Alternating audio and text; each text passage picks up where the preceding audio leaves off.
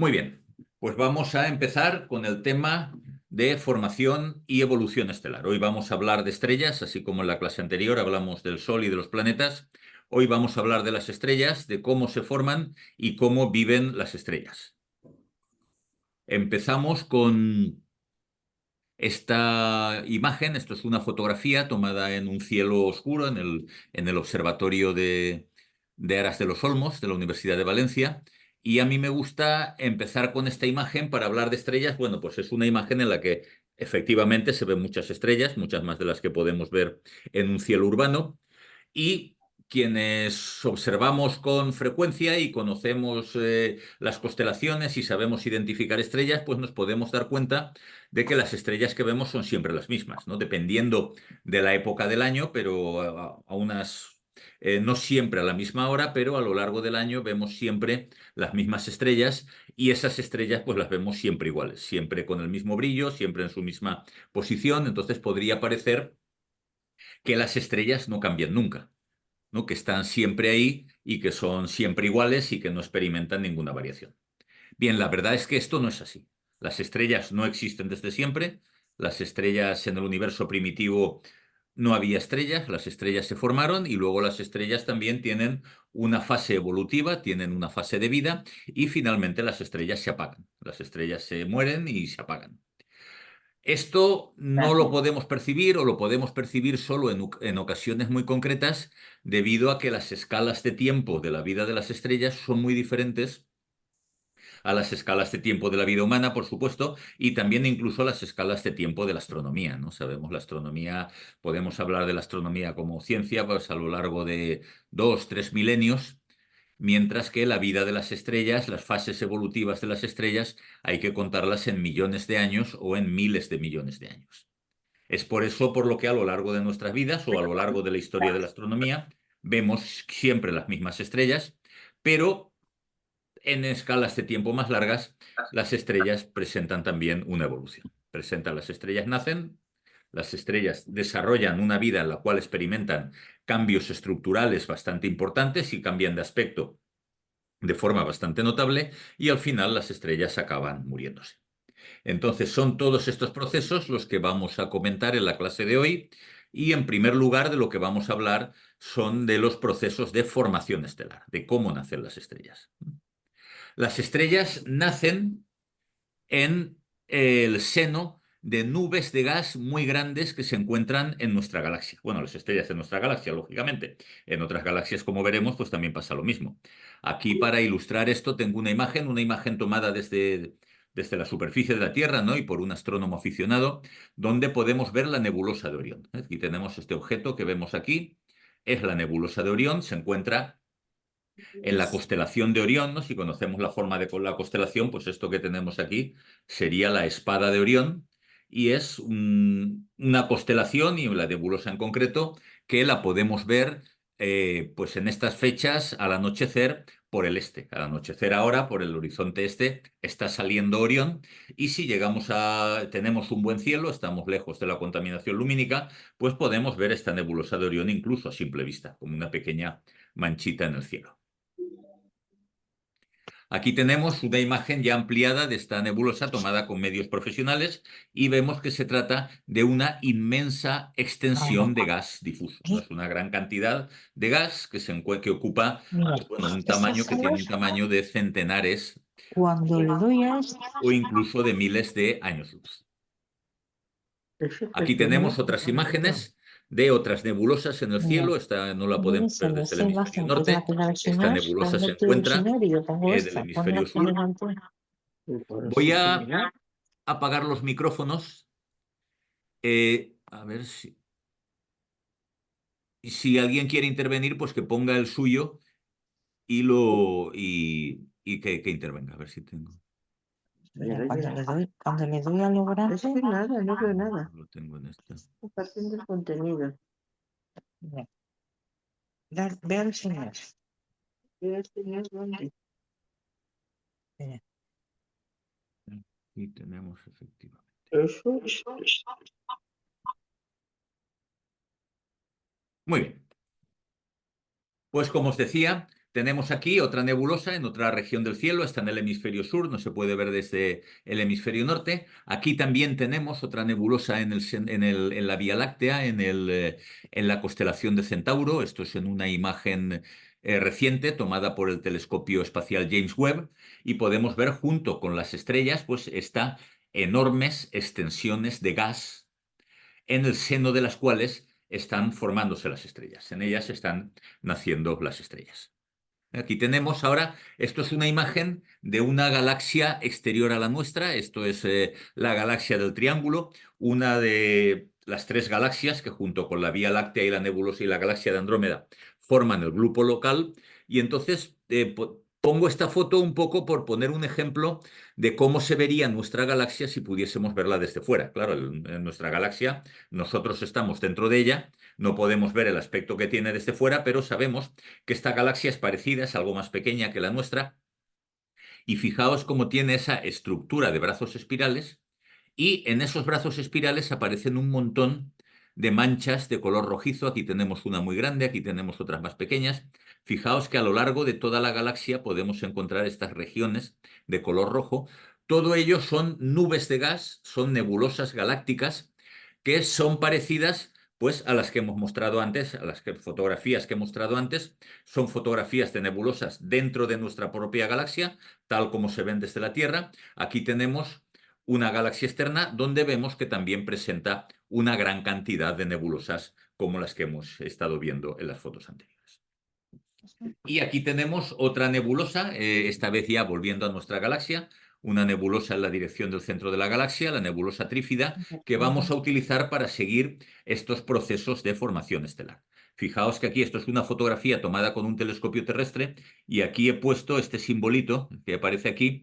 Claro, esto es bueno, una imagen característica, icónica, que quizá ya conoceréis muchos. Esto es la forma que tenía la primera cámara del telescopio espacial Hubble, ¿no? Era una cámara que estaba compuesta por 4 detectores, 3 de ellos eran grandes, de baja resolución, y había uno más pequeño de alta resolución, y por eso muchas de las fotografías del Hubble tenían esta forma característica. Vamos a verla aquí, efectivamente, fijaos esta zona que está señalada aquí, en una fotografía en tierra. Aquí tenemos ya una imagen del telescopio espacial Hubble que vamos a utilizar, luego veremos más imágenes del Hubble también, que vamos a utilizar para ilustrar cómo empiezan los procesos de formación estelar. Bien, los procesos de formación estelar empiezan a producirse en el contexto de estas nubes de gas, cuando o bien toda la nube o parte de la nube empieza a colapsar y a contraerse. Parte de esta nube empieza a contraerse, a hacerse cada vez más pequeña y cada vez más densa. Entonces, antes de seguir adelante, podemos preguntarnos por qué pasa esto. Porque, claro, nosotros, nuestra experiencia cotidiana es que si tenemos una región con gas, el gas no colapsa ni se contrae. El gas tiende a expandirse, ¿no? Y tenemos evidencias pues, cotidianas. Cuando ponemos agua a calentar al fuego y el agua empieza a hervir, pues el vapor de agua se expande por toda la cocina. O sabemos que si hay un escape de gas butano, pues ese gas va a expandirse y a ocupar pues, todo el espacio que pueda y constituir un peligro para la seguridad, ¿no? Entonces, ¿por qué si nuestra experiencia es que los gases tienden a expandirse y ocupar todo el espacio que puedan? ¿Cómo es que estas nubes de gas que hay en el espacio no solo no se expanden, sino que se mantienen estables, sino que además en ciertas circunstancias pueden llegar a contraerse? Pues bien, esto es debido a que las condiciones del gas que encontramos en el espacio y que vemos aquí son muy diferentes al gas que nosotros tenemos en nuestros ambientes cotidianos. En primer lugar, el gas, una de las fuerzas que hace que el gas se expanda es lo que se llama la agitación térmica. Si el gas está a una cierta temperatura, como puede ser la temperatura ambiente o a 100 grados, que es la temperatura del vapor de agua cuando sale de un recipiente de agua hirviendo, eso quiere decir que las moléculas de gas se están agitando muy deprisa. Entonces, al agitarse muy deprisa, chocan unas con otras, se empujan unas a otras y eso hace que ese gas se expanda. Es ese fenómeno que llamamos presión térmica. Los gases calientes tienden a expandirse porque si están calientes es porque sus partículas se mueven muy deprisa, chocan unas con otras y eso es lo que crea la fuerza de expansión. Claro, en estas nubes de gas, el gas está mucho más frío. Está a una temperatura de 170 grados bajo cero aproximadamente, 160, 170 grados bajo cero. Entonces aquí esas fuerzas expansivas son más pequeñas, pero bueno, existen. Existen también porque 170 grados bajo cero es una cantidad apreciable de calor o de temperatura, teniendo en cuenta que el cero absoluto son 270 bajo cero, ¿no? Entonces este gas está frío para nuestros patrones cotidianos aquí en la Tierra, pero no es demasiado frío teniendo en cuenta que el cero absoluto, es decir, la ausencia total de calor y de energía, son 273 grados bajo cero. Pues un gas a 170 grados bajo cero pues tiene cierta temperatura, tiene cierta energía interna. Pero la diferencia más importante es la densidad. En estas nubes de gas, la densidad es del orden de 1 millón de átomos por centímetro cúbico. Un trocito de 1 centímetro cúbico tendría 1 millón de átomos. ¿Esto nos parece mucho o nos parece poco? Pues podemos intentar compararlo con la densidad del gas que tenemos a nuestro alrededor, aquí en casa, en la habitación en la que estamos. ¿Cuántos átomos hay en 1 centímetro cúbico de gas? Pues bueno, para calcularlo tendríamos que recurrir a una constante química, lo que se llama el número de Avogadro, que estudiábamos en su día, en bachiller, y digamos que este número caracterizaba la cantidad de átomos que hay en un volumen de gas. Es decir, y bueno, exactamente lo caracterizaba diciendo que en 22 litros de gas había 6 por 10 elevado a 23 átomos. 6 por 10 elevado a 23 es 100.000 veces 1 millón de millones de millones. Como veis, una cantidad mucho más alta. Claro, eso son en 22 litros. Si reducimos a 1 centímetro cúbico, que es 1 centilitro, pues bueno, habría que reducir como 5 órdenes de magnitud. En fin, se pueden hacer los cálculos, pero no hace falta. Concluiríamos que en 1 centímetro cúbico de gas, del gas que nos rodea, hay 1 millón de billones de átomos. Un billón, pero un billón que es 1 millón de millones. 1 millón de millones de átomos. Es decir, la densidad del gas que nos rodea es 1 millón de millones de veces más denso que el gas que encontramos en estas regiones. Si un astronauta, en fin, salvando todas las distancias, que esto está muy lejos, pudiese ir ahí y traer en una botella una muestra de ese gas, aquí en cualquier laboratorio terrestre dirían que ahí no hay nada, que eso está vacío. O sea que es una cantidad pequeñísima. Entonces, claro, en estas condiciones tan diferentes, la fuerza de gravedad entre los propios átomos es capaz de compensar esa repulsión térmica a una temperatura relativamente baja que hay en estas nubes de gas. Entonces, por eso las nubes son estables. Son estables porque hay cierto equilibrio. Efectivamente, la nube tiende a expandirse porque está a una cierta temperatura, y hemos dicho, mayor que el cero absoluto, pero por otra parte actúa la fuerza de gravedad dentro de la nube, entre los átomos que forman la nube. Entonces, como a esas densidades tan bajas, esa fuerza eh, compite con la repulsión térmica, que es muchísimo menor, entonces la nube permanece estable. Y si se produce algún desequilibrio en la nube, pues digamos a lo mejor por la radiación de alguna estrella masiva que hay ahí cerca, o porque estas nubes también se estiran o se deforman a lo largo, en el proceso en el cual la nube gira en torno al centro de la galaxia, con periodos pues del orden de centenares de millones de años, pues desequilibrios en la nube pueden hacer que esta nube empiece a contraerse. Y de hecho, es lo que se observa. Lo que se observa es que, en general, grandes regiones de la nube, de masas muy elevadas, de masas del orden de 30.000 a 50.000 masas solares, por circunstancias como la que he descrito, empiezan a colapsar. Empiezan a colapsar, empiezan a hacerse cada vez más pequeñas y más densas, y a medida de que se van haciendo más pequeñas y más densas, empiezan como a resquebrajarse, como a fragmentarse, a dividirse en pequeños fragmentos, cada uno de los cuales a su vez pues sigue contrayéndose y colapsando. Y eso lo vemos en esta fotografía y en las que te vamos a ir viendo a continuación. Fijaos que tenemos una fracción de esta nebulosa, la que teníamos aquí, la trífida, y vemos como cuando ya la vemos con este detalle, vemos que hay partes, bueno, ahora lo veremos aquí también, vemos que hay partes como que se van desgajando. Aquí tenemos una parte completamente desgajada, aquí tenemos otro trozo desgajado, aquí hay otro que está saliendo de la nube. En estas nubes que veremos a continuación, lo vemos también, estos trocitos como que van perdiéndose. Fijaos, esta fotografía fue icónica en su día, una nebulosa en la constelación del Águila que tomó, es de las primeras que tomó el Hubble y que se llamaron los pilares de la creación, ¿no? Porque se veía que en estas nubes de gas, con esta estructura, es donde se están produciendo procesos de formación estelar por un colapso inicial de una nube muy grande y luego resquebrajamiento y fragmentación de esa nube en trozos más pequeños. Aquí tenemos por comparación esta imagen del Hubble y aquí la imagen de la misma nebulosa tomada por el telescopio espacial Webb. Como veis, el telescopio espacial Webb es más grande, tiene, por tanto, más poder de captación de luz y también mucha mayor resolución espacial. Entonces vemos cómo efectivamente estas nubes se están rompiendo. Se están rompiendo y se están convirtiendo en nubes más pequeñas, cada una de las cuales a su vez sigue colapsando. Y serán esos colapsos finales de las nubes pequeñas que quedan después de la fragmentación de la nube grande lo que va a ir haciendo que el colapso, que lo que va a ir, cada una de esas nubes pequeñas es lo que va a ir evolucionando hasta convertirse finalmente en una estrella.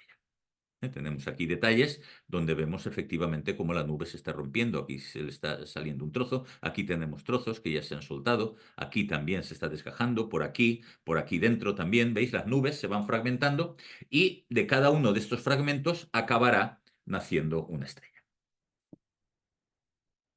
Aquí tenemos procesos de formación más avanzadas, vemos que estos fragmentos se van haciendo cada vez más densos porque el colapso progresa y a medida que se hacen más densos, pues van tomando ya como una forma prácticamente esférica. Aquí tenemos esos procesos del colapso ya en que la densidad de estas nubes va siendo cada vez más grande. Otro ejemplo más. Y luego, claro, llega un momento en que a medida que el colapso progresa, al principio, mientras la nube empieza a colapsar, el colapso produce energía, porque si la nube la apretamos, digamos, en fin, por decirlo en términos físicos, hay una pérdida de potencial gravitatorio que se convierte en energía térmica. Se convierte en otra forma de energía que es energía térmica. Por decirlo de una forma mucho más gráfica, cuando apretamos el gas se calienta. Entonces, al principio, cuando empieza el colapso, el gas sí que empieza a calentarse, pero como es muy tenue, muy poco denso, pues todo el calor que se produce se irradia al espacio y se pierde. Pero llega un momento en que la nube es lo suficientemente densa como para que el calor que produce el colapso ya se quede dentro de la nube. Entonces llega un momento que mientras que las nubes que están colapsando siguen siendo frías, llega un momento en que se hacen más densas, más opacas y ya son capaces de retener el calor que genera el propio colapso. Y entonces pasamos de estas nubes oscuras que tenemos aquí ya para procesos más avanzados a nubes que ya son brillantes. ¿Por qué? Porque ya son más calientes, ya se han calentado a temperaturas del orden de unos pocos miles de grados y entonces ya emiten luz. Ya no son oscuras, ya no tapan la luz que tenemos en la nebulosa de fondo, sino que ya empiezan a calentarse y empiezan a emitir gas. Emitir luz, perdón. Aquí tenemos un proceso. La parte central es la que sigue colapsando hasta convertirse en una estrella y estas partes más exteriores acaban como perdiéndose en el espacio. Aquí tenemos ya procesos mucho más avanzados. ¿Veis? Estas nubecitas ya se han hecho mucho más compactas, más pequeñas y ya son calientes. Ya sabemos que son calientes. ¿Por qué? Porque brillan, porque emiten luz. Antes no, las veíamos negras. A medida que siguen apretándose, siguen siendo cada vez más pequeñas, ese colapso hace que se calienten y entonces al calentarse pues ya emiten radiación, emiten luz.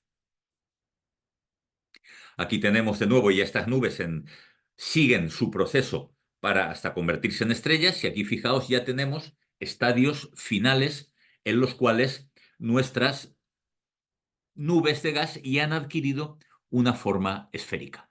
Ya son algo muy parecido a estrellas.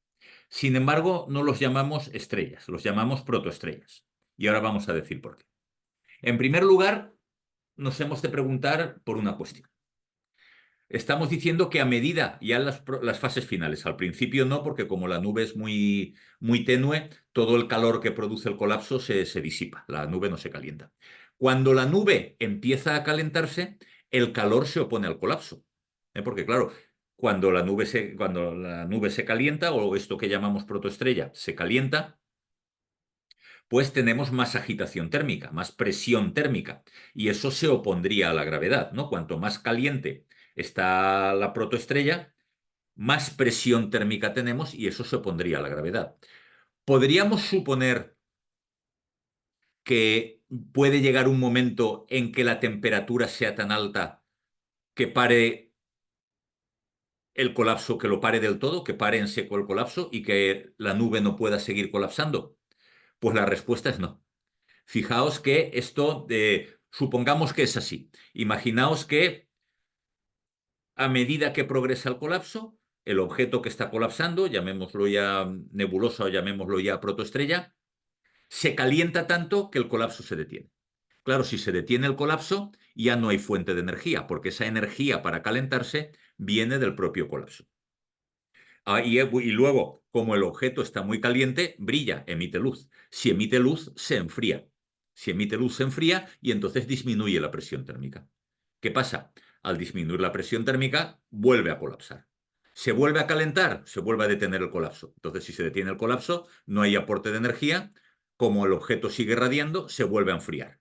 Al volverse a enfriar, se vuelve a contraer. Y así sucesivamente. Entonces, fijaos que este proceso de contracción al final del colapso de la nube es muy lento. Es muy lento por eso, porque como el colapso genera calor, ese calor se opone al colapso, no lo puede frenar del todo por el argumento este que estaba exponiendo, pero hace que ese colapso vaya muy lento.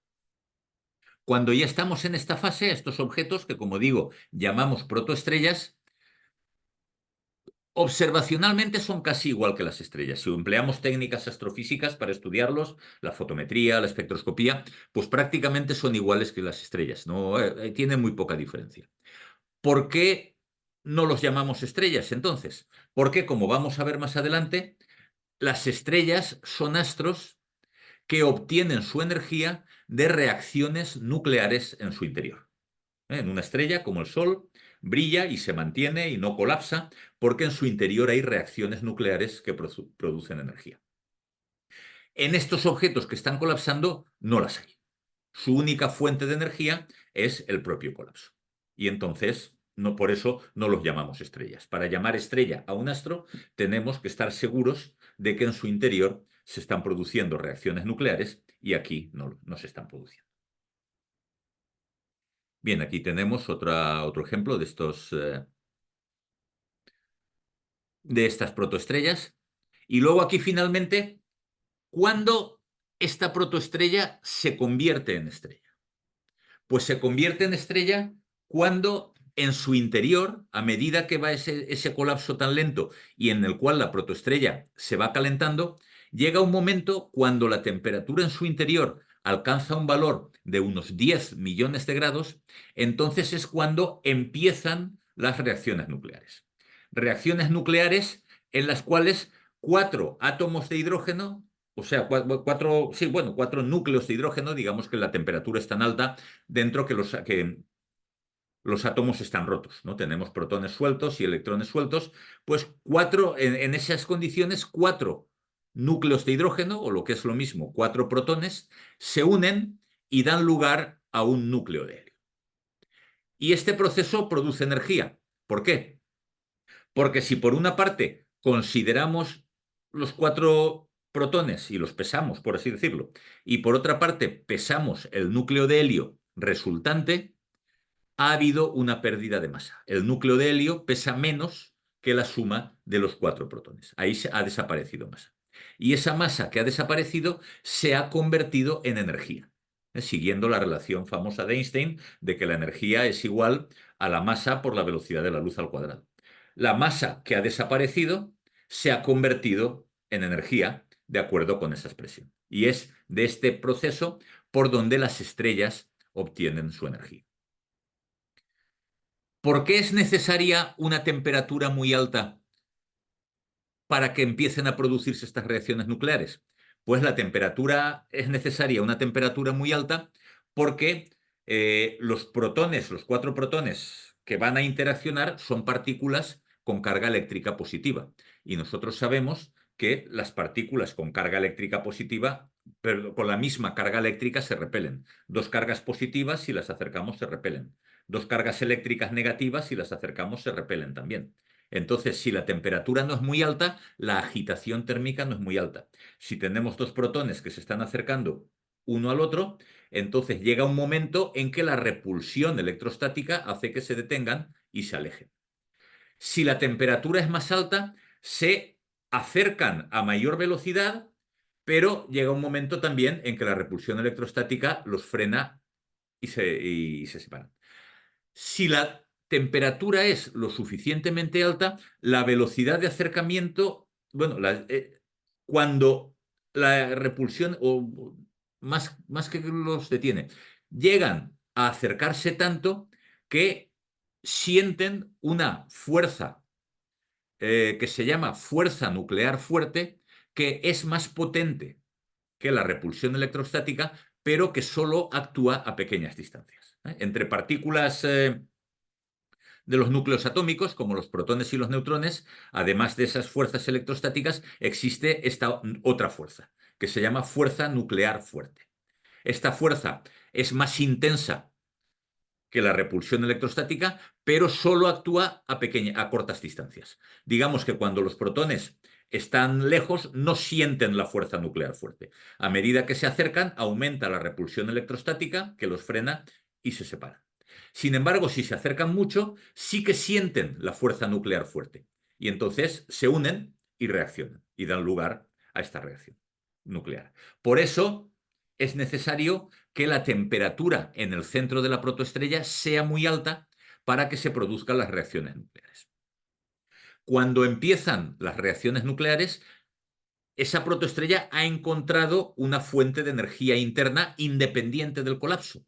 Y entonces ahí la estrella se estabiliza. Empiezan las reacciones nucleares a funcionar a un ritmo estable, producen una cantidad de energía que hace que los átomos se muevan muy deprisa, eso produce esa presión térmica, la radiación que se produce en las reacciones nucleares y debida a la temperatura también tiene una fuerza de repulsión, tenemos una presión térmica, una presión de radiación, y esas dos fuerzas, presión térmica y presión de radiación, se oponen a la gravedad. Y entonces ahora sí, el colapso se detiene y tenemos una configuración de equilibrio en la cual la fuerza de gravedad está compensada por la repulsión, por la presión térmica y la presión de radiación. Como el ritmo de producción de energía es estable, pues esa presión térmica y presión de radiación son estables y la estrella se queda estabilizada. Y en ese momento decimos que ha nacido la estrella. La estrella nace cuando se inician las reacciones nucleares en su interior. Bien, en todas las protoestrellas va a suceder esto. Todas las protoestrellas van a convertirse en estrellas. La respuesta es que no. Si la protoestrella es muy pequeña, es el resultado, es muy pequeña, es muy poco masiva, tiene muy poca masa. Si es el resultado de la contracción de una nube muy poco masiva, pues la protoestrella nunca alcanzará la temperatura suficiente en su núcleo para iniciar reacciones nucleares. Entonces esa protoestrella nunca se convertirá en estrella. será una protoestrella toda su vida. Irá colapsando cada vez más, muy lentamente, hasta que llegue un momento en que la repulsión, bueno, sí, digamos, llegue un momento en que no podamos apretar más los electrones que se encuentran dentro de la materia y hay una cierta repulsión de los electrones que impide que apretemos todavía más esa materia y ahí el colapso se detiene. El colapso se detiene, pero sigue sin haber reacciones nucleares. El colapso se detiene y al no haber fuente de energía, ni de colapso ni de reacciones nucleares, pues ese objeto se irá haciendo cada vez más frío hasta que en mucho tiempo se apague. Para que se produzcan las reacciones nucleares, la protoestrella tiene que tener como mínimo el 8% de la masa del Sol, o lo que es lo mismo, 80 masas de Júpiter. Se da la circunstancia afortunada de que la masa del Sol es prácticamente 1000 veces mayor que la masa del planeta Júpiter, ¿no? Entonces podemos hablar indistintamente de fracción de masa del Sol o de fracción de masas de Júpiter, ¿no? Para un 8% de la masa del Sol, o lo que es lo mismo, 80 veces la masa de Júpiter, eso marca el límite subestelar. Protoestrellas con más de 80 veces la masa de Júpiter se convertirán en estrellas. Protoestrellas con menos de 80 veces la masa de Júpiter serán siempre protoestrellas. Y estos objetos pequeños, estas protoestrellas, se les llama enanas marrones. Es un término que se usa en la astrofísica. Una enana marrón, se habla de estrella enana marrón, pero realmente no es una estrella. No es una estrella porque no tiene reacciones nucleares. Entonces podemos llamar enanas marrones sin masa. Bien, y aquí tenéis un ejemplo del resultado de la formación estelar. Como decía, esa formación estelar empieza por el colapso de una nube muy grande. Esa nube muy grande se va fragmentando. De cada fragmento va colapsando de forma independiente, de forma que al final lo que nos queda es un conjunto de muchas estrellas, un cúmulo estelar. Y aquí tenemos un ejemplo de esto. Tenemos este cúmulo estelar que ha nacido dentro de una nebulosa. Digamos que parte de esta nebulosa ha colapsado y se ha ido fragmentando y ha dado lugar a este cúmulo de estrellas.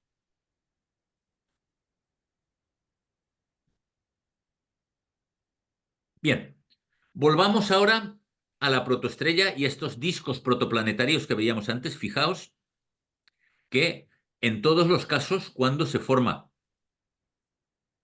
la protoestrella, siempre queda a su alrededor materia, por así decirlo, residuo de ese proceso del colapso. Lo vemos aquí en estas protoestrellas que están como vistas desde arriba, por así decirlo, y cuando las vemos de canto, las vemos por su plano ecuatorial, pues vemos que esos discos de materia, que se llaman discos protoplanetarios, llegan incluso a oscurecer la estrella, ¿no? Como tenemos aquí. Entonces tenemos aquí estos discos protoplanetarios, claro, el propio nombre de disco protoplanetario ya nos está indicando qué es lo que va a pasar ahí. En esos discos de materia que quedan alrededor de la protoestrella y de la estrella recién formada, y que están compuestos prácticamente por el mismo material que la estrella, ¿no? Están compuestos sobre todo por gas, por hidrógeno y helio y luego otros elementos, si digamos, si esa nube era rica en materiales más pesados que el hidrógeno y el helio, como del oxígeno o carbono o silicio. En las partes más alejadas, que son más frías, puede haber también silicatos, pequeños granos de polvo, ¿eh? Entonces, digamos que es en el seno de esos discos protoplanetarios donde se van a formar los planetas alrededor de las estrellas. Fijaos en esos discos protoplanetarios en los cuales tenemos, además de gas, tenemos pequeñas partículas, esas partículas como que se van uniendo, van coalesciendo, van haciendo aglomerados cada vez más grandes. A medida que el aglomerado es cada vez más grande, pues se van uniendo unos a otros porque tiene más gravedad, se van atrayendo unos a otros, se van juntando y van haciendo bloques, objetos cada vez más grandes, que es lo que acabarán formando los planetas. Aquí a mí me gusta enseñar esta imagen que tenemos aquí y que tenemos dos de estos planetoides, o como queramos llamarle, dos de estos objetos eh, que se unen y al unirse pues forman un objeto más grande. Fijaos, a mí esta imagen no me gusta, pero me gusta comentarla por, porque... Me gusta comentarla porque ilustra lo que no pasa, que es lo que aparece en la imagen. Fijaos que si ahora os presento esta imagen diréis, hombre, si estas dos piedras están chocando, pues no se van a quedar unidas, lo que se van es a romper. Entonces, si vamos ahí a choque limpio, Aquí nunca se formará un objeto grande. Aquí los objetos grandes que haya se irán rompiendo por colisiones. La cuestión es que no es así. Porque claro, todos los objetos, todas las granos de polvo, todas las piedrecitas que giran en una misma región alrededor de su estrella, todas ellas giran a la misma velocidad, que es lo que se llama la velocidad kepleriana. Todas estas, todo este material está en órbita alrededor de la estrella. Y lo que marca la velocidad orbital es el equilibrio entre la fuerza de gravedad y la fuerza centrífuga debida a la velocidad de giro. Si ahora tenemos aquí una piedra que gira más deprisa que las demás, pues digamos que su fuerza centrífuga será mayor que la gravedad, entonces no estará aquí, se irá a una órbita más alta. Si de repente hay una que gira más despacio, entonces su fuerza centrífuga será menor, se caerá hacia la estrella. En una región concreta, todos los objetos giran de forma ordenada. Fijaos, a mí me gusta poner el símil también de la película esta Gravity, ¿no? Que quizá la hayáis visto muchos de vosotros, en que tenemos un satélite espacial en el que hay dos personas allí preocupadas porque ha habido un satélite en la misma órbita que ha chocado o se ha desintegrado y entonces hay una lluvia, como una nube de residuos que se mueve en la misma órbita a gran velocidad y que cada cierto tiempo pues va a llegar y los va a atropellar. Claro, esto físicamente es imposible. Si se encuentra en la misma órbita, no se va a mover a la misma velocidad. Si se encuentra en la misma órbita, va a moverse exactamente a la misma velocidad, que es la velocidad kepleriana correspondiente a esa órbita. Porque si se mueve más deprisa, se va a ir a una órbita superior. Y si se mueve más despacio, se va a caer a una órbita interior. Entonces, en estos objetos que se están moviendo en la misma región, sus velocidades relativas son prácticamente nulas. Entonces no se producen choques violentos. Se produce que un objeto va moviéndose y otro objeto que va más por dentro, pues como que lo va adelantando, pero muy lentamente si la órbita es un poco más baja, y en el momento en que se acercan, por gravedad se unen, pero porque se acercan a una velocidad relativa muy baja. Y eso permite que cuando estén cerca, por la fuerza de gravedad, haga que se unan, ya se forma un objeto más grande, con más fuerza de gravedad, capaz de ir capturando a los otros que van pasando, y así, de esta forma, pues como se ve aquí en la viñeta, se van, fijaos, no hay choques, como pone aquí,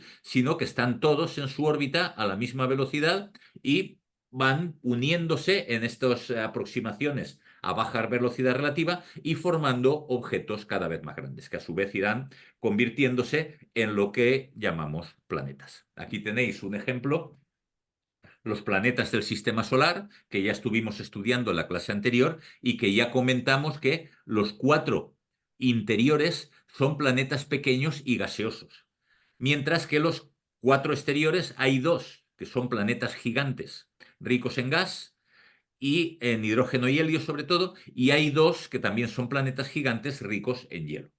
¿Por qué la diferencia? ¿Por qué esta estructura ordenada? Pues porque aquí está lo que se llama la línea de hielo. En la parte del disco protoplanetario más cercano a la estrella, el disco es más caliente y en la parte externa es más frío. En ese disco hemos visto que hay gas y en particular lo que hay también es agua. Agua porque el agua es la segunda molécula más abundante del universo. El elemento más abundante del universo es el hidrógeno, por tanto, la molécula más abundante del universo es el hidrógeno molecular, el H2. El segundo elemento más abundante en el universo es el helio, pero el helio no forma moléculas, es un gas noble.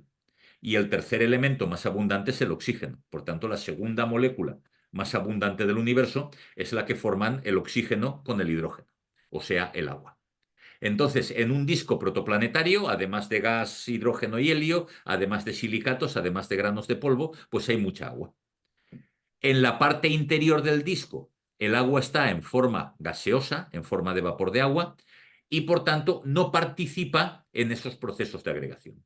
En la parte exterior del disco sí, está en estado de cristales de hielo, sabéis que agua líquida no podemos tener si no tenemos presión.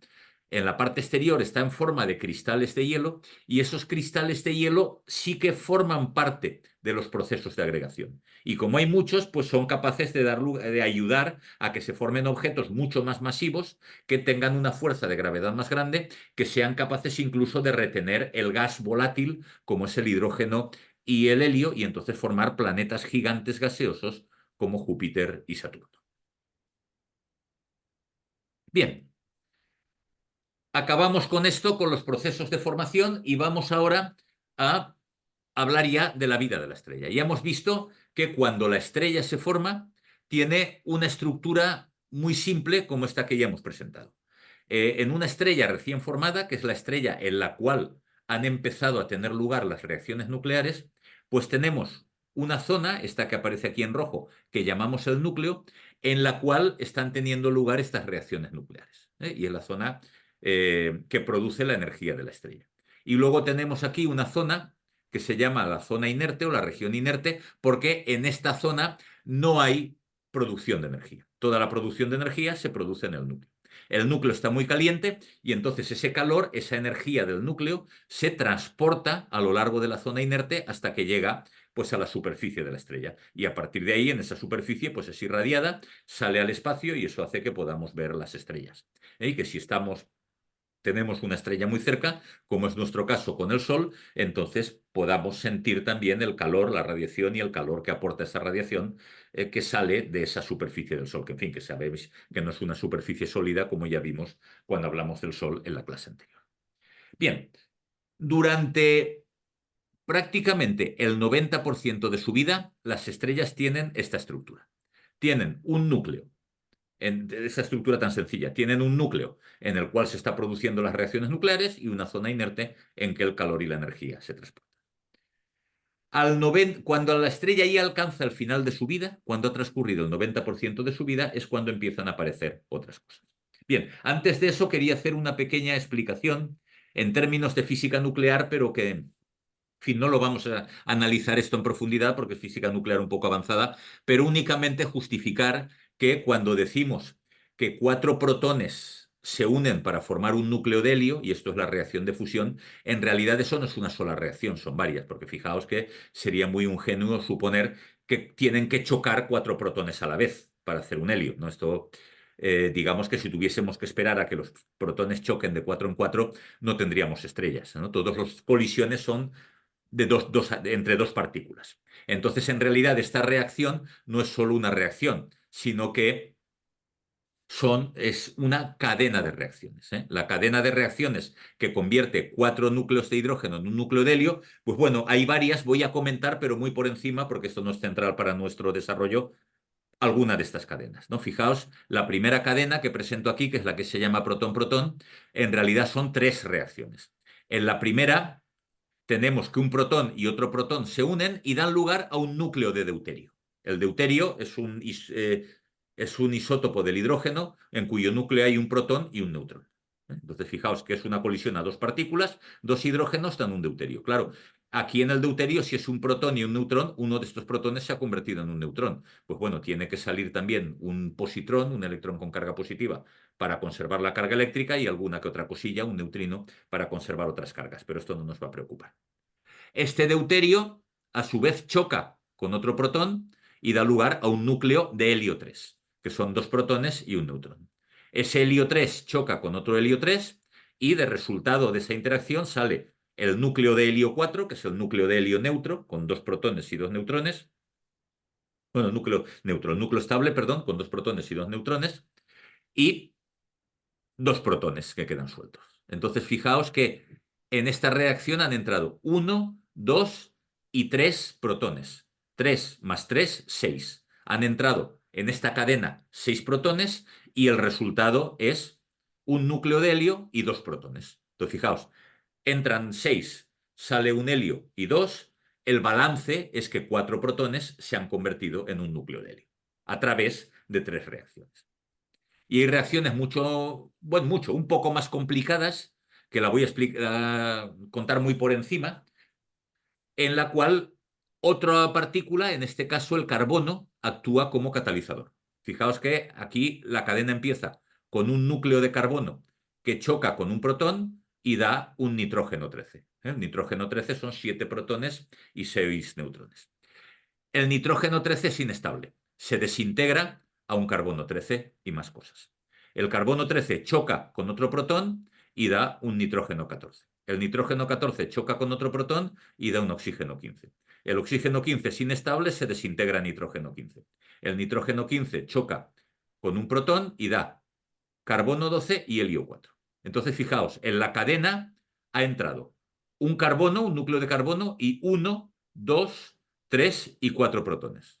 El resultado es carbono y helio 4. Balance, 4 protones entran y sale un helio 4. Entonces, fijaos, esto no hay ni que aprendérselo ni entenderlo del todo, simplemente para dar a entender que no vamos a plantear ese planteamiento ingenuo de que 4 protones van a chocar a la vez. Son cadenas de reacciones nucleares, hay varias además de estas, pero que su resultado es que entran 4 protones y acaban convirtiéndose en un núcleo de helio. Ahí hay una pérdida de masa y es esa la que se transporta en energía. Bien, una vez hecha esta aclaración, volvemos a nuestra estrella joven, que ya no es tan joven, que va haciéndose mayor, ya va alcanzando el final de su vida. Y entonces, ¿qué le pasa a esta estrella cuando se acerca al final de su vida? Pues bien, la estrella funciona, su fuente de energía es convertir en su núcleo el hidrógeno y en helio, por estos mecanismos que acabamos de ver. Claro, a medida que la vida de la estrella va transcurriendo, en el interior de la estrella hay cada vez menos hidrógeno y cada vez más helio.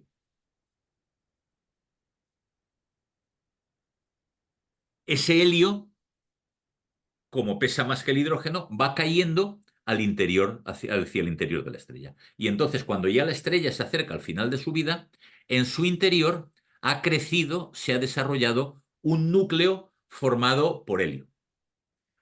Decimos que está formado por helio inerte. ¿Por qué? Porque lo de inerte, en este contexto que estamos hablando, quiere decir que no tiene en su interior mecanismos de producción de energía. Tenemos aquí un núcleo de helio inerte, alrededor es la zona donde se está convirtiendo el hidrógeno en helio y por tanto tenemos la producción de energía y fuera la zona inerte. Este núcleo de helio inerte, como no tiene fuente de producción de energía, pues le va a pasar lo mismo que a nuestra protoestrella del principio de la historia. Ese núcleo es muy masivo, muy pesado. El helio pesa más que el hidrógeno.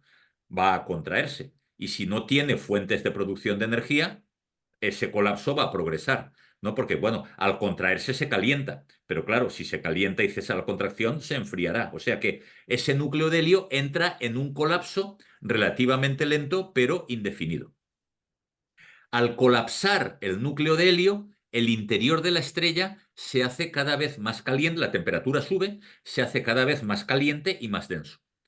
Al ser cada vez más caliente y más denso, las reacciones nucleares que tenemos alrededor van a funcionar más deprisa. A mayor temperatura, mayor agitación térmica, más choque de protones, más reacciones nucleares. Por tanto, cuando más se contrae el núcleo de helio, mayor es la producción de energía de la estrella alrededor de ese núcleo de helio. Entonces, si esa producción es mayor, aumenta la presión térmica y también la presión de radiación. Como la gravedad es siempre la misma, la estrella se expande, la estrella crece y se convierte en una estrella gigante, lo que se llama una estrella gigante roja, porque al expandirse tanto, la temperatura en su superficie será menos. Fijaos que aunque parezca paradójico, a la contracción del núcleo de helio le sucede inmediatamente una expansión de la estrella. ¿Por qué? Porque la contracción del núcleo de helio, al producir un aumento de la presión y la temperatura a su alrededor, hace que las reacciones nucleares empiecen a funcionar mucho más deprisa, se produzca mucha más energía y por eso la estrella se expanda. La presión térmica y presión de radiación venzan a la gravedad y hagan que la estrella sea mucho más grande. Mucho más grande hasta el punto de que puede incluso expulsar sus capas más externas. La expansión es tan grande que de resultas de esa expansión la estrella puede tirar al espacio sus capas más externas, como vemos aquí en estos objetos que se llaman nebulosas planetarias. No tienen nada que ver con planetas. Lo que pasa es que tampoco tienen nada que ver con esas nebulosas que veíamos al principio de la historia, en el seno de las cuales se forman las estrellas. Estas nebulosas son materiales de gas, es gas, pero que ha expulsado una estrella al final de su vida. Y se llama planetaria porque, bueno, es un nombre que le puso William Herschel a finales del siglo XVIII, porque como son pequeñitas y compactas, no son grandes y extensas como las que veíamos al principio de la charla, pues con un telescopio relativamente pequeño se parecen a los planetas. porque son pequeñas y compactas con una forma casi esférica, pero no tienen nada que ver con los planetas, ¿eh? Se llaman planetarias únicamente por su aspecto, pero claro, ya cuando las observamos con telescopios potentes, pues nos damos cuenta de que no son planetas. Son esas capas exteriores que una estrella, cuando se convierte en gigante roja, va a expulsar al espacio. Y esto le sucederá al Sol también al final de su vida. El Sol, dentro de unos 5.000 millones de años, pues generará también su nebulosa planetaria. Aquí tenemos otro ejemplo y otro más, este tomado ya con el telescopio espacial, el James Webb. Y luego a esa estrella, una vez expulsadas las capas más externas, a lo que queda de la estrella, ¿qué le pasa? Pues bueno, la estrella sigue funcionando hasta que llega un momento en que ya ha agotado prácticamente el hidrógeno. Ya no queda bastante hidrógeno como para seguir manteniendo las reacciones nucleares. Y si ya no podemos mantener las reacciones nucleares, ¿qué pasa? Pues la estrella se apaga. Cesan las reacciones nucleares, cesan los procesos de producción de energía y entonces la estrella se apaga.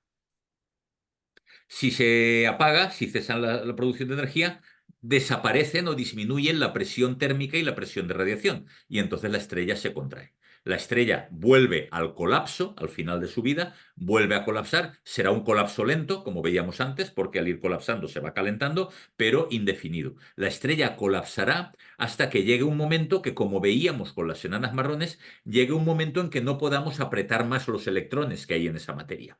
Y entonces ese colapso se detendrá. Ese colapso se detendrá y la estrella se quedará convertida en lo que tenemos aquí y que se llaman estrellas enanas blancas.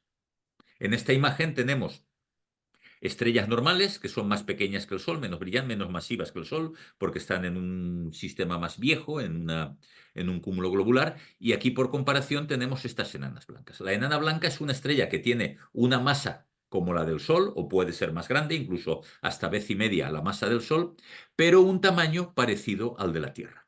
Cuando se ha producido ese colapso no se detiene hasta que lo que antes era una estrella ha quedado comprimido al tamaño del planeta Tierra, más o menos, ¿no? Un poco más grande, un poco más pequeña. Entonces, fijaos que estos objetos son extraordinariamente densos, ¿eh? La de un centímetro cúbico de uno de estos objetos pues puede pesar toneladas. Y bueno, estas estrellas enanas blancas se ven brillar porque están a una temperatura muy alta producida por el colapso. Llega un momento en que cuando ya no se pueden comprimir más, ya no tienen ninguna fuente de energía, ni siquiera el colapso, como irradian su energía, pues se van disminuyendo su temperatura y al final dejan de emitir radiación y se convertirían en lo que se llama de forma teórica enanas negras, ¿no? Lo que sucede es que el tiempo de enfriamiento de una enana blanca es mayor que la edad actual del universo. Entonces, en el universo todavía no hay enanas negras porque a las primeras enanas blancas todavía no les ha dado tiempo para enfriarse, pero en el futuro sí que las habrá. Bien, ¿todas las estrellas se acaban de esta forma? Pues no.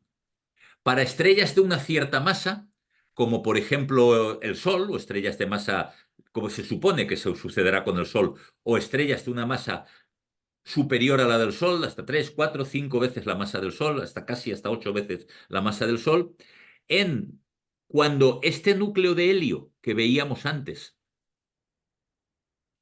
eh, sigue comprimiéndose y sigue calentándose, en el interior del núcleo de helio pueden alcanzarse temperaturas lo suficientemente altas, del orden de 100 millones de grados, como para que se produzcan reacciones nucleares a partir del helio.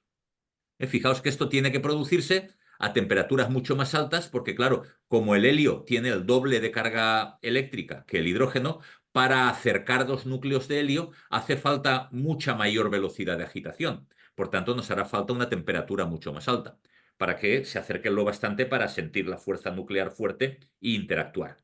Pero si se alcanza esa temperatura, tenemos reacciones a partir del helio. Tres núcleos de helio pueden convertirse en un núcleo de carbono, todo ello a partir de las cadenas correspondientes en las que no vamos a entrar, o bien cuatro núcleos de helio pueden convertirse en un núcleo de oxígeno. Entonces digamos que la estrella encuentra una nueva fuente de producción de energía. La combustión del helio, digo combustión, en fin, por un abuso del lenguaje, no es una combustión química que haga fuego, ¿no? Es reacciones nucleares, pero vaya, por aclararnos, la combustión del helio da lugar a carbono y oxígeno, y la estrella ha encontrado una nueva fuente de producción de energía. La estrella entra en una segunda juventud. Ya tiene dos mecanismos de producción de energía. Tenemos por aquí el hidrógeno que sigue convirtiéndose en helio, aquí tenemos el helio inerte, y aquí tenemos la región donde el helio reacciona y da lugar a carbono y oxígeno. Entonces la estrella entra en una especie de nueva juventud, pero a la larga le va a pasar lo mismo. Mientras esta reacción progresa, pues además de un núcleo de helio cada vez más grande, producirá también un núcleo de carbono y oxígeno cada vez más grande. A la larga, cuando esto progrese, irá quedando menos hidrógeno, irá quedando menos helio y al final la estrella se apagará. Se apagará y de nuevo se contraerá y se convertirá también en una enana blanca, como las de antes, solo que en vez de ser una enana blanca rica en helio, como el caso que teníamos antes, será una enana blanca rica en carbono y oxígeno. Una enana blanca de carbono, pues se llaman enanas blancas de carbono, enanas blancas de carbono, oxígeno. Fijaos que si tenemos una enana blanca rica en carbono, como la densidad es tan grande, la estructura cristalina sólida del carbono más densa es el diamante. Entonces podemos encontrarnos por ahí diamantes del tamaño de la Tierra en una estrella enana blanca de este tipo de carbono, ¿no? Pero en fin. Pese al valor que esto podría tener, desplazarse a la estrella y traerse el diamante a casa, pues sería, digamos que un proceso todavía más costoso que el beneficio que podríamos obtener.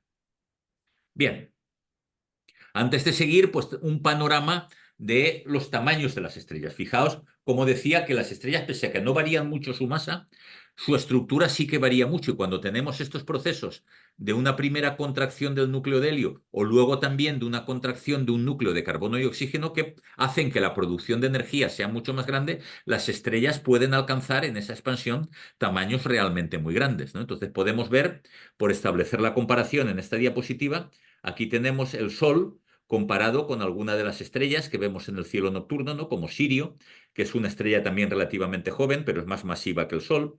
Y luego tenemos Pollux y Arturo, que son estrellas gigantes rojas, que como vemos, pues son bastante más masivas más grandes que el Sol, pese a no tener una masa muy superior.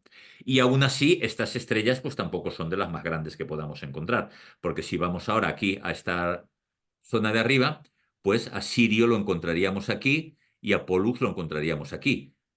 Vemos que Arturo es mucho más grande, que Rigel y Aldebarán es mucho más grande, que Antares es mucho más grande, y luego tenemos ya estrellas extraordinariamente grandes, estrellas supergigantes, que alcanzan un tamaño muy superior, ¿no? Esta estrella es la más grande que se conoce, hasta donde yo sé, VV Si colocásemos el Sol en el centro de esta estrella, hasta la órbita de Urano quedaría dentro de la propia estrella.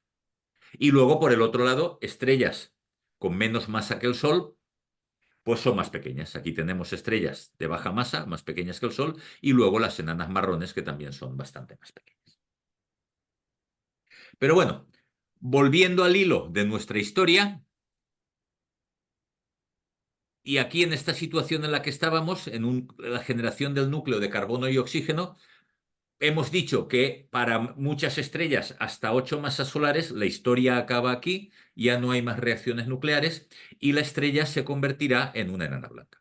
Sin embargo, para estrellas con una masa superior a 8 veces la masa del Sol, sí que puede suceder que en ese núcleo de carbono y oxígeno se produzcan nuevas reacciones nucleares que a partir del carbono y oxígeno den silicio, con lo cual se generaría un núcleo de silicio inerte que a su vez, si la temperatura, y esto ya va a pasar a medida que pasamos la combustión del carbono, a todas esas estrellas masivas ya les va a pasar esto.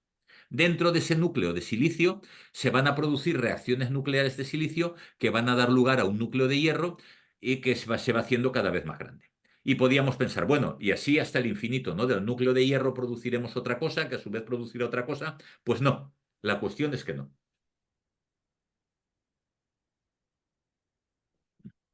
Cuando llegamos al hierro hemos tocado fondo. ¿Por qué? Porque no hay ninguna reacción nuclear que sea capaz a partir del hierro de producir energía. Esto se dice así en términos físicos, que el hierro es el núcleo atómico que tiene menor energía por nucleón. Es decir, si dividimos el núcleo atómico entre todos los protones y neutrones que tienen, si dividimos la energía del núcleo atómico entre todos los protones y neutrones que tienen, el valor mínimo se alcanzaría con el hierro. Es decir, no hay ninguna reacción nuclear a partir del hierro que pueda producir energía. Sí que podríamos forzar reacciones nucleares a partir del hierro, como vamos a ver ahora que pasa en las estrellas, pero esas reacciones serían endotérmicas, no producirían energía, sino que consumirían energía. Entonces, cuando ya llegamos a esta fase, que ya es realmente el final de la vida de la estrella, y además esto está corriendo muy rápido, ¿no? Si hemos dicho que eh, las escalas de vida de las estrellas son de millones de años, son para las fases que hemos visto hasta ahora. Cuando estamos aquí ya estamos hablando de fases no de millones de años, sino de miles de años, de cientos de años, o incluso en la formación de este núcleo de hierro, incluso de pocos días. Esto ya está lanzado, la temperatura es altísima, la presión es altísima, esto no se regula, esto no hay quien lo detenga, y entonces llega un momento en que en el interior de la estrella lo que queda es un núcleo de hierro enorme que puede tener 6 masas solares o 8 masas solares a una temperatura altísima y que no tiene ninguna fuente de energía interna. Entonces, ¿qué pasa? Si no tiene ninguna fuente de energía interna, va a colapsar, porque la gravedad está siempre ahí. Si no tenemos nada que se oponga a la gravedad, ese núcleo colapsa. A medida que colapsa, va a calentarse cada vez más. ¿Y esto dónde acaba? Pues esto acaba cuando la temperatura del núcleo de hierro es del orden de 1 billón de grados. A esa temperatura se produce un fenómeno que se llama fotodisociación del hierro. Y eso quiere decir que la radiación térmica de ese hierro tan caliente tiene tanta energía que un solo fotón, un solo rayo de luz, es capaz de romper los núcleos de hierro. Fijaos que gran parte de la radiación de los astros es radiación térmica, emiten los cuerpos calientes, ¿no? Nosotros emitimos luz infrarroja, nosotros no nos vemos porque a la temperatura, a nuestra temperatura corporal no emitimos luz, no emitimos luz visible, pero sí que hay cámaras infrarrojas y sí que hay detectores infrarrojos, el famoso termómetro que nos ponían en la frente en los tiempos de pandemia, eso hacía un espectro de la radiación infrarroja que emitíamos y a partir de ahí sacaba nuestra temperatura. Los objetos que se encuentran a pocos miles de grados, como el Sol, como la superficie del Sol, o como las resistencias de las bombillas incandescentes que usábamos en el pasado, pues eso emite radiación en el óptico. Objetos muy calientes, como la corona del Sol, a 1 millón de grados, emiten rayos X. Cuando tenemos el interior de este núcleo de hierro a una temperatura de 1 billón de grados, esa radiación que emite, que son rayos gamma, tiene tanta energía que un solo rayo gamma puede romper un núcleo de hierro. Y como eso va lanzado, pues eso sucede en todo el núcleo de hierro a la vez. Se produce esa disociación, los fotones térmicos, la radiación térmica, rompe todo el hierro y cada núcleo de hierro lo convierte en 13 núcleos de helio. Esto es una reacción nuclear. Un núcleo de hierro se rompe y da lugar a 13 núcleos de hierro, de helio, perdón. Pero, por lo que acabo de comentar, esa reacción es endotérmica. No produce energía, sino que absorbe energía. Entonces, cuando se produce, pasamos de un núcleo de hierro extraordinariamente caliente a un núcleo de helio frío, que no tiene ninguna propiedad estructural. Entonces eso no aguanta todo el peso de la estrella y toda la estrella se desploma sobre sí misma. Es como las imágenes que habremos visto a veces en televisión de cuando hay que derribar un edificio que en sus vigas de soporte central se colocan cargas explosivas. No se explotan, se rompen esas vigas centrales y el edificio implosiona, se cae hacia adentro. Pues a la estrella sucede lo mismo, es como si la vaciásemos, como si ese núcleo de hierro tan caliente que con su presión de radiación y su presión térmica está aguantando toda la gravedad, toda la superficie de la estrella, de repente eso se convierte en un gas frío que no tiene ninguna propiedad estructural, pues toda la estrella se desploma. Toda la estrella, todas las capas exteriores caen hacia el interior, se desploman, la materia se comprime tanto que en el interior de la estrella se crea un objeto compacto, lo que se llama una estrella de neutrones, que ahora explicaremos lo que es. Y la materia que sigue cayendo sobre esa estrella de neutrones rebota y sale disparada hacia afuera. Digamos que en términos físicos más precisos diríamos que se produce una onda de choque mecánica. pero para quienes no conozcamos esta terminología de la mecánica, pues digamos, la idea intuitiva del rebote nos sirve, ¿no? Esa materia que cae rebota, sale hacia afuera, choca con la materia que es de las capas más exteriores que está cayendo, y en ese choque la temperatura de toda esa envoltura se eleva muchísimo, hasta el punto de que ahí se producen reacciones nucleares explosivas de todo tipo. Repito, la materia cae, choca contra el objeto compacto que se ha producido en el interior, rebota, sale disparada hacia afuera, choca con el resto de la materia que está cayendo, ahí se produce una temperatura muy alta de resultas de este choque, y ahí por toda la estrella se empiezan a producir reacciones nucleares de todo tipo. Y eso provoca la explosión de la estrella. Entre las capas que han rebotado y van hacia afuera, entre la enorme temperatura que se genera, entre las reacciones nucleares que generan radiación gamma y que calientan todavía más las capas que están, digamos, cayendo, pues todo eso provoca una explosión de la estrella, que es lo que se conoce explosión de supernova.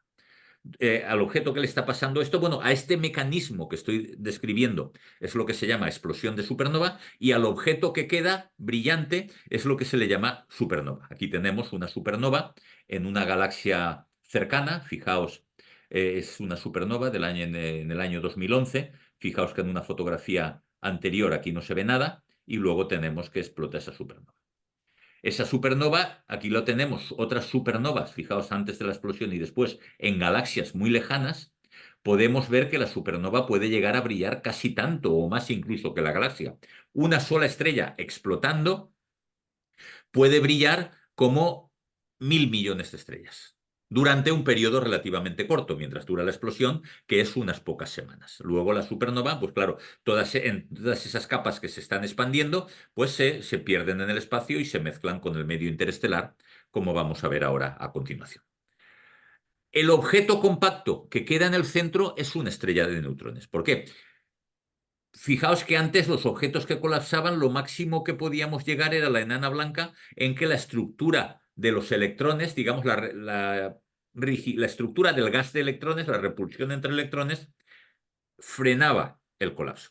Aquí la cantidad de materia que está cayendo es tal que esa estructura no sirve. Los electrones se empujan contra los protones, crean neutrones, eso se comprime mucho más y lo que se forma es una estrella de neutrones. La estrella de neutrones es un objeto pequeño que tiene unos 10, 20 kilómetros de diámetro, pero tiene una masa comparable a la masa del Sol o incluso superior, hasta vez y media a la masa del Sol. O sea, tenemos como la masa del Sol comprimida al tamaño de una ciudad, a unos 10 kilómetros. Dicho de otra forma, es una estrella que tiene densidad de núcleo atómico, porque son neutrones amontonados, ¿no? Es como si tuviésemos un núcleo atómico, pero de 10 kilómetros de diámetro. Entonces podéis ver que efectivamente se trata de materias en un estado extraordinariamente denso. Un centímetro cúbico de material de una estrella de neutrones puede pesar millones de toneladas. Son objetos extraordinariamente densos. Puede darse el caso, además, de que ese objeto compacto que se forma dentro de la supernova tenga una masa superior, tenga 2, 3, 5 masas solares. Entonces, ni siquiera esa estructura del gas de neutrones es capaz de parar el colapso. ¿Qué pasa? Que se rompen los neutrones y aquello sigue colapsando. ¿Hasta cuándo?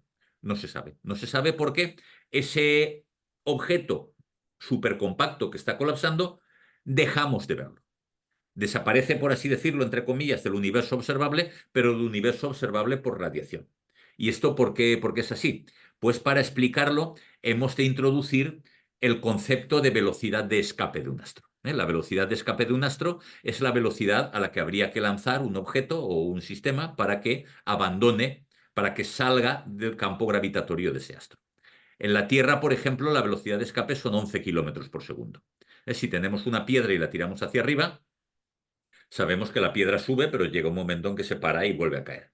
Si la tiramos con más fuerza y por tanto le comunicamos más velocidad, sube más alto, se para y vuelve a caer.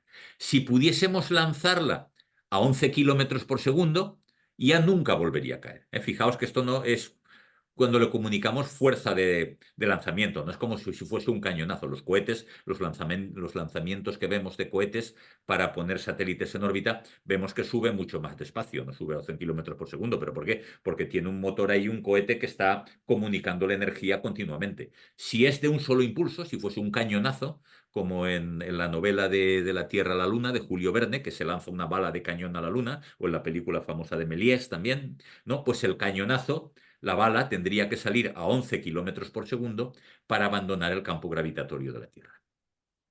En el Sol, como tiene mucha más masa, el campo gravitatorio es mucho más intenso, la velocidad de escape son del orden de 600 kilómetros por segundo. Cuando vamos a un objeto tan compacto que está colapsando más allá de la estructura de la estrella de neutrones, entonces llega un momento en que la velocidad de escape iguala a la velocidad de la luz. Y entonces en ese momento ya nada puede salir de ese astro, porque sabemos que nada puede moverse a mayor velocidad que la luz. Entonces, cuando llega ese límite en que la velocidad de escape iguala a la velocidad de la luz, perdemos de vista el astro en cuestión, porque ni siquiera la luz puede salir. Pero bueno, ahí queda algo, queda un objeto muy compacto que no podemos ver, pero que sí que podemos detectar, y de hecho en nuestra galaxia se conocen ya del orden de un centenar de agujeros negros de este tipo, sí que lo detectamos por sus efectos sobre su entorno, por su efecto sobre una estrella compañera, si está formando un sistema binario, un agujero negro con una estrella normal, que se conocen decenas de casos de este tipo, o bien si lo podemos ver frente, como aparece aquí en esta representación gráfica, que es artística, esto no es una foto, si vemos un agujero negro que está delante con respecto al observador pues de una nebulosa, en este caso, digamos que la fuerza de gravedad del agujero negro distorsiona la luz que viene sobre la nebulosa y podríamos ver efectos de este tipo, aunque digo, esto es una representación artística. El agujero negro no lo podemos ver, pero sí que lo podemos detectar indirectamente por su efecto sobre estrellas o sobre materia que tenga cerca.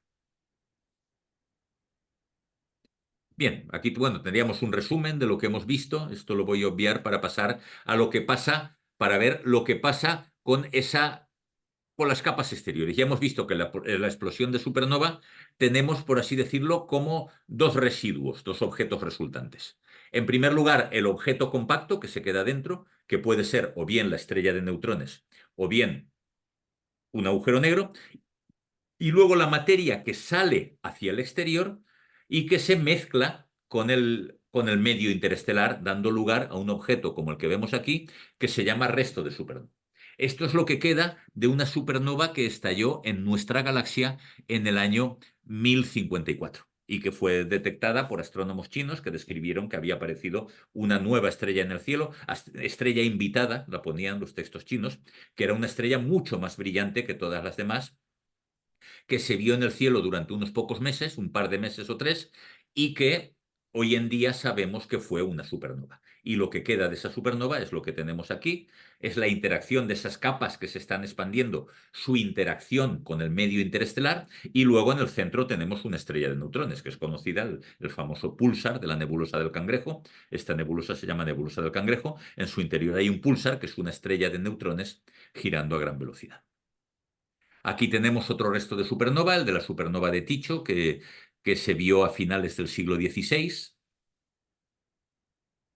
Eh, Eso es del siglo XVI. Y luego ya restos de supernovas mucho más viejas, anteriores a los tiempos históricos y por tanto no hay registro de ellas, que con el tiempo pues siguen expandiéndose y mezclándose con las nubes de gas.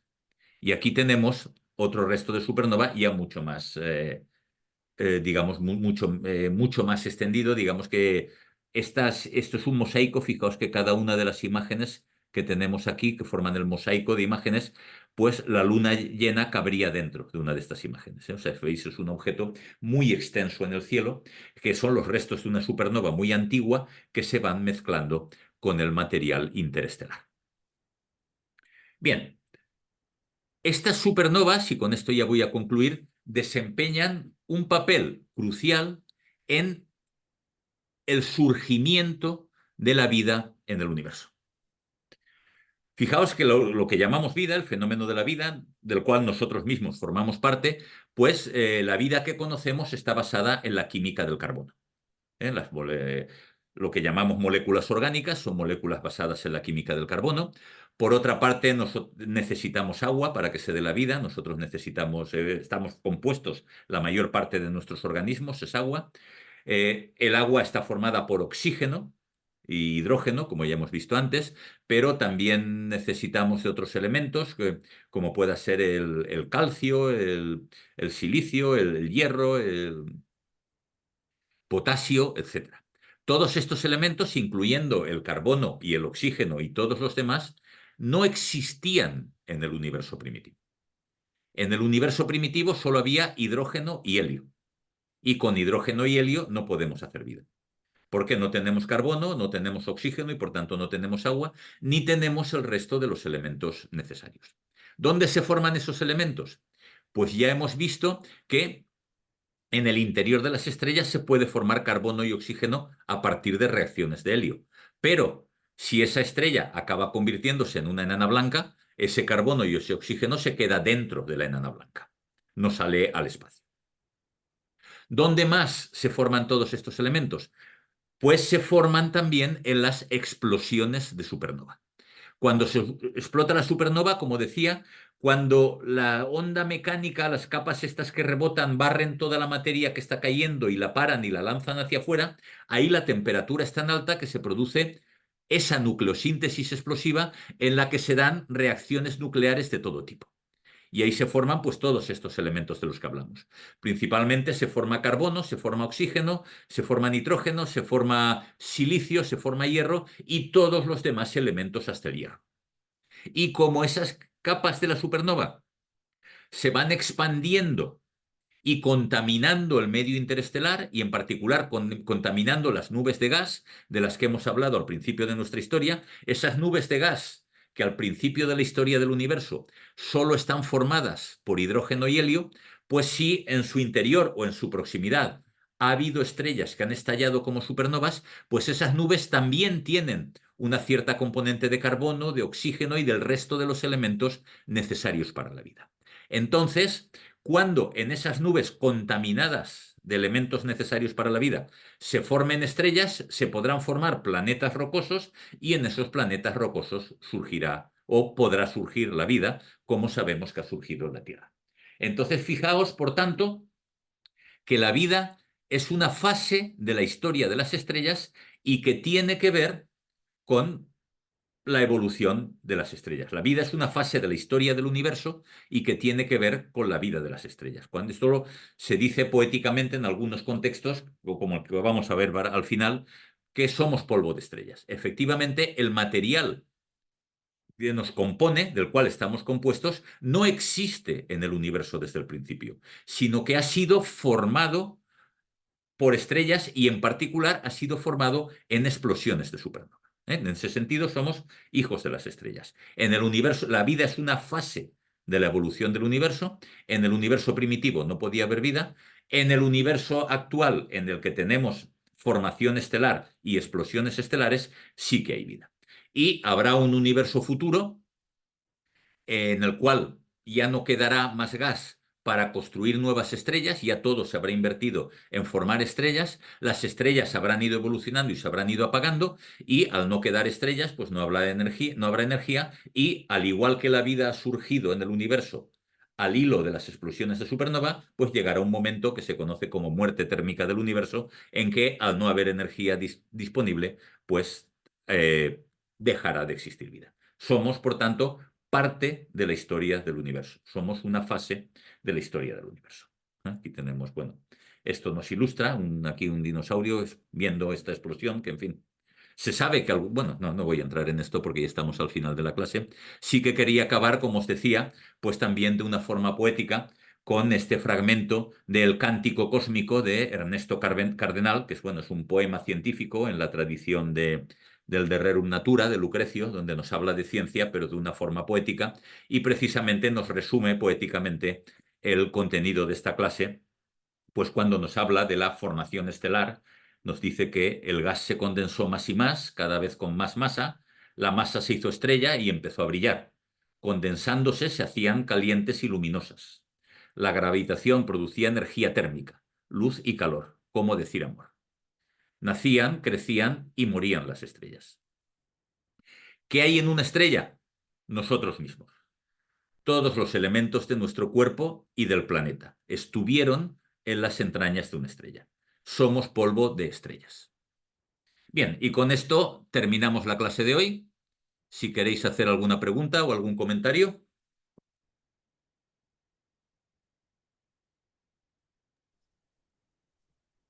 Y si no, pues voy a interrumpir en primer lugar la grabación.